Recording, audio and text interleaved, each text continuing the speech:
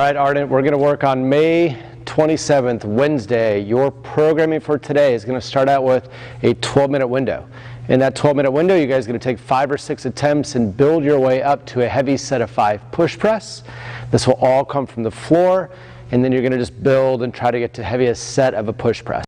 5 reps means you're not going maximal to like a 1 rep. You're probably shooting for something like 80-something% of your 1 rep max if you have kind of a clue with that. So if you have a barbell and you're at the gym, you're working towards that. That's what we're working on now. So she will clean the bar into the front rack and work through push press. So in this case, if we're limited by what we could clean, we probably shouldn't be. We should be able to probably clean this fairly easily.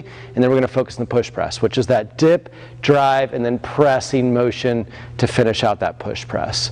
So, well, we're going to focus on a couple things here, right? Tight body bracing, so she's squeezing through her body, weights back to the heels, and then she's focusing this bar traveling in a straight line up and over and through as she then finishes with her head in a good neutral position, right? So 5 reps. So she can take in each one and bring it down, settle and reset, or she can do it at some sort of kind of more cycling movement where she comes right back into the next dip. You're going to work through 12 minutes up to a set of 5. If you are at home, you do not have a barbell, you certainly could do this exact same thing with a kettlebell or a dumbbells or whatever. If you don't have multiples of those, or you only have 1 weight, then you're simply just doing the same weight over the course of multiple sets here, right? 5, 6 sets is what we're after. We'll follow that up with 3 rounds of a 500-meter run, so a little longer than normal, and 40 wall balls. The goal here would be I'm going to put a 15-minute cap. The goal here is meant to be big sets, right? A quick run, and you're going to come back in and work through a couple big sets of wall balls, right back out, keep the heart rate spiked, and you're just holding on to this kind of as long as possible.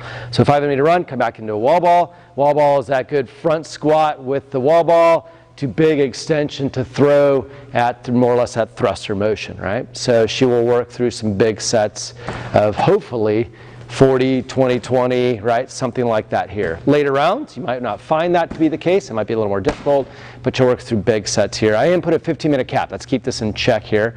And then I would say just bring the weight down to the wall ball more than sub the run out, right? You have time. 3 500-meter runs, you have plenty of time to throw wall balls here.